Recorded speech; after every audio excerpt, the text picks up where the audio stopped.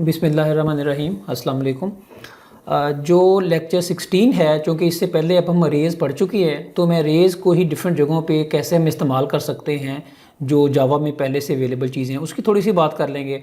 फिर जो है वो रैपर क्लासेस की बात करेंगे और फिर रियलिस्ट की बात करेंगे। तो एक ही वीडियो को बहुत लेंथी बनाने की बजाय मैंने लेक्चर 16 को 4 पार्ट में बनाने का मतलब प्लान किया है। तो पार्ट 1 में हम बात करते हैं कमांड लाइन आर्गूमेंट क्या होते हैं। देखिए, कमांड लाइन आर्गूमेंट ये है कि आपको याद होगा कि जब हम मेन मेथड लिखते हैं तो हम यहाँ पे स्ट्रिंग आर्गूमेंट्स की एक अरे जो है ना वो डिक्लेयर कर रहे होते हैं। तो ये अरे क्या है, कहाँ से आती है, ठीक है। ये एक्चुअली हम अगर यहाँ पर कोई डेटा पास करना चाहते हैं अपने प्रोग्राम को, तो हम कमांड लाइन आर्गूमेंट को इस्तेमाल करके इस अरे को जो है वो डेटा पास कर सकते हैं, ठीक है। और वो डेटा कैसे पास करेंगे, उसका बड़ा आसान तरीका है कि जब आप अपने जावा के प्रोग्राम को रन करेंगे तो जावा के प्रोग्राम का नाम लिखने के बाद स्पेस और जो पहला आपका आर्गूमेंट होगा यानी कि जो स्ट्रिंग होगी वो इस अरे के 0 इंडेक्स पर सेव हो जाएगा, और जो सेकंड स्ट्रिंग होगी स्पेस के बाद फॉर एग्जांपल वो 1 इंडेक्स पे एंड सो ऑन। इसी तरीके से आपका सारा डेटा जो है ये इस अरे के अंदर जो है वो रिसीव हो जाएगा। तो इसको आप यूज़ कर सकते हैं। इसको करके देख लेते हैं और देखते हैं कि ये कहाँ पे हम जो है इसको यूज़ करते हैं। जैसे अगर आप जनरल सी बात करें ना, जैसे फॉर एग्जांपल हम कमांड प्रॉम्प्ट ओपन करते हैं और अच्छा कमांड लाइन आर्गूमेंट होते क्यों हैं ये देख लें। देखिए, बाद का हमें अपने प्रोग्राम को ना कोई डेटा पास करना पड़ता है। मिसाल के तौर पे हो सकता है कि आपको कोई पासवर्ड देना पड़े या कोई आईपी एड्रेस देना पड़े, या वो प्रोग्राम जो डेटा प्रोड्यूस कर रहा है वो जिस जगह पर सेव करना है उसका पाथ देना पड़े। तो जैसे फॉर एग्जाम्पल नोटपैड एक प्रोग्राम है जो विंडोज़ के अंदर है, ठीक है। तो हम इसको अगर ऐसे ही रन करें तो ये प्रोग्राम ओपन हो जाता है। लेकिन अगर हम यहाँ पे कोई आर्गूमेंट पास कर दें, फ़र्ज़ करें मैं कहता हूँ जी नोटपैड और एक sample.txt मैंने एक आर्गूमेंट पास कर दिया इसको, ठीक है। तो ये क्या करेगा, अब देखें उसने वो फाइल, प्रोग्राम तो वही ओपन हुआ है लेकिन वो कह रहा है कि क्या कैन नॉट फाइंड, मतलब ये फाइल मुझे नहीं मिली। यानी कि वो ज्यूम कर रहा था कि जो सेकंड पैरामीटर है ना वो होगा जो फाइल का नेम होगा, ठीक है। बल्कि मैं ऐसा करता हूँ, उसको करके दिखाता हूँ।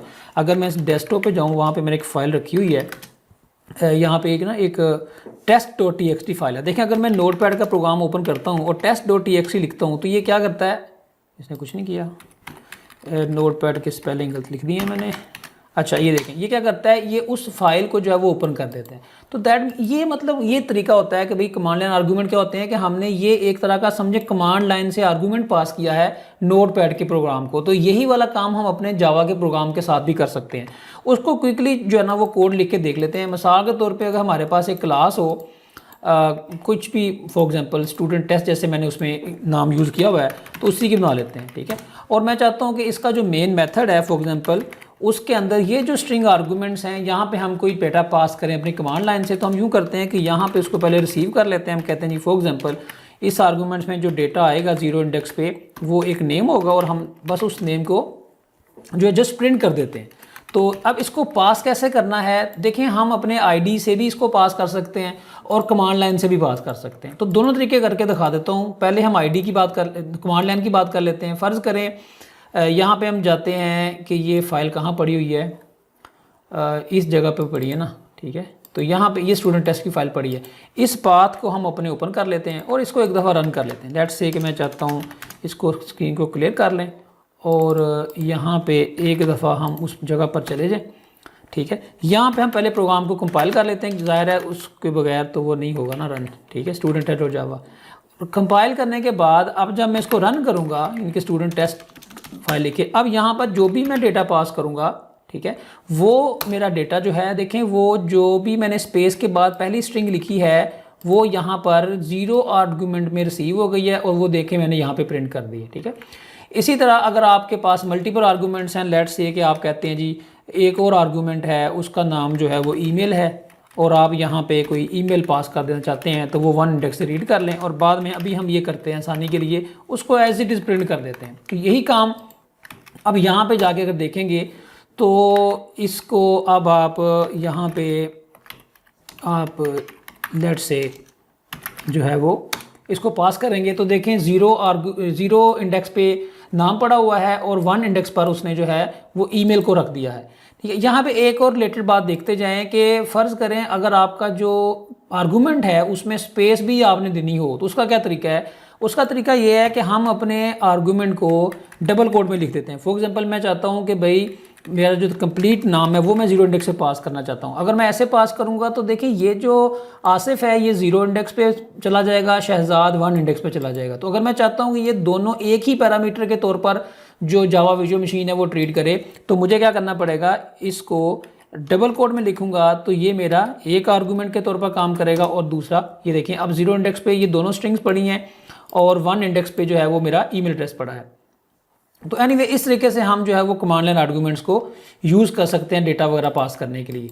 अगर हम बात करें कि IDE से ये काम कैसे करना है, तो देखें जो आप फाइल रन कर रहे हैं इसी की कन्फिग्रेशन में जाएं और यहाँ पर जैसे मैं ये टेस्टिंग के वक्त ये कोड लिख रहा था तो यहाँ पर डेटा पास करते हैं। जैसे फ़र्ज़ करें हम कहते हैं कि पहला मेरा पैरामीटर अली है और दूसरा जो है वो ali@gmail.com है।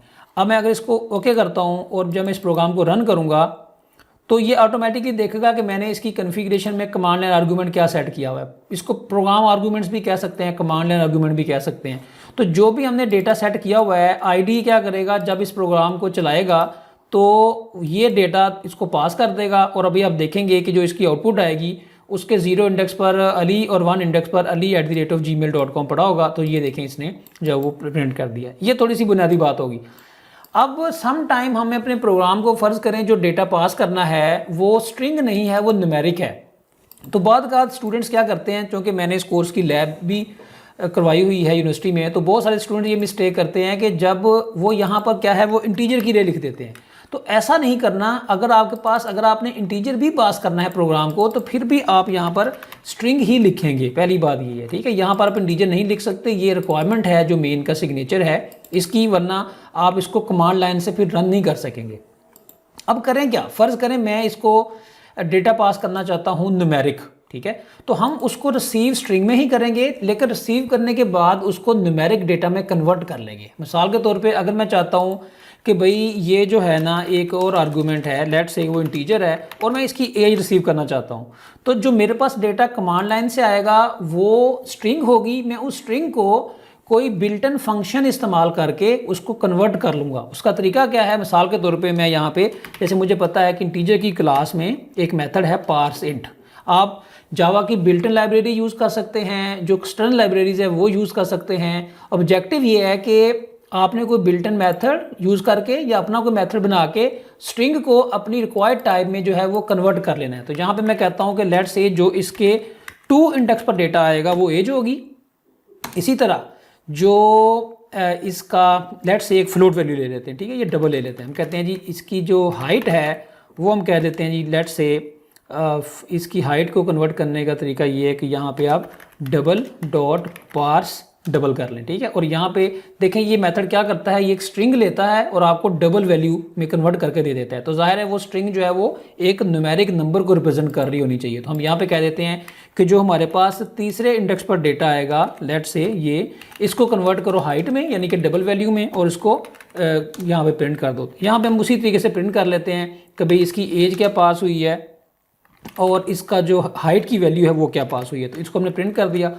अब बार बार कमांड लाइन पे जाने की बजाय यहाँ पे जाके हम अपने आर्गूमेंट को चेंज कर लेते हैं। हम कहते हैं कि इसकी जो कन्फिग्रेशन बनाई है लेट्स से कि इसकी जो 2 पैरामीटर ये हो गए, 1 जो 2 इंडेक्स है वहाँ पे हम कहते हैं क्या थी एज, लेट्स से हम कहते हैं 20 और हाइट लेट्स से हम कहते हैं 5.8, ठीक है। ये हमने डेटा पास कर दिया, यहाँ पे सेट कर दिया। जब आप इसको रन करेंगे तो आप देखेंगे कि ये क्या करेगा, इस डेटा को कन्वर्ट करके उसको इंटीजर और डबल में कन्वर्ट कर देगा। और ये देखें यानी कि ये दोनों चीज़ें अब हमारे पास जो है वो प्रिंट हो रही हैं एक न्यूमेरिक की फॉर्म में। तो हमें कब डेटा न्यूमेरिक की फॉर्म में कन्वर्ट करना पड़ता है, जाहिर है जब आपने उसके ऊपर कोई अरिथमेटिक ऑपरेशन परफॉर्म करने होते हैं। मिसाल के तौर पे आपने कोई सेल्स है, कमीशन रेट है, कोई भी डेटा जो न्यूमेरिक है उसके ऊपर आपने प्लस माइनस या कोई इस किस्म के काम करने हैं, तो वो आपको पता है कि हम स्ट्रिंग्स के ऊपर वो परफॉर्म नहीं कर सकते। लिहाजा हम बिल्ट इन मेथड्स को यूज़ करके अपनी स्ट्रिंग के डेटा को अपनी रिक्वायर्ड टाइप में कन्वर्ट कर लेते हैं ताकि हम उसके ऊपर फर्दर जो प्रोसेसिंग है वो परफॉर्म कर सकें। तो ये मेन एजेंडा है यानी कि हमारे कमांड लाइन आर्गूमेंट्स का। बस इसकी यही बेसिक सी डिटेल है, इसकी कोई बहुत ज़्यादा डेप्थ नहीं है। आप इसकी प्रैक्टिस करें तो ये बड़ा बेसिक सा आइडिया है बस, क्योंकि ये बड़ी कॉमन चीज़ें यूज़ होती हैं तो मैंने सोचा कि बड़ी एक शॉर्ट सी वीडियो में इनको भी जो है वो कवर कर लिया जाए।